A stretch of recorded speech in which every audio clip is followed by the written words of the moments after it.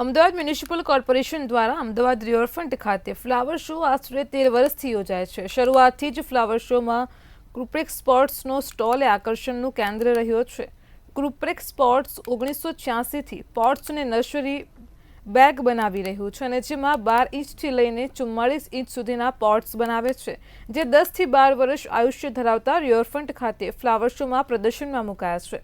આપને અવનવા પોટ્સ ખરીદવા હોય તો ક્રુપ્રેક્સ ઇન્ડિયાની જરૂર મુલાકાત લેવી જોઈએ।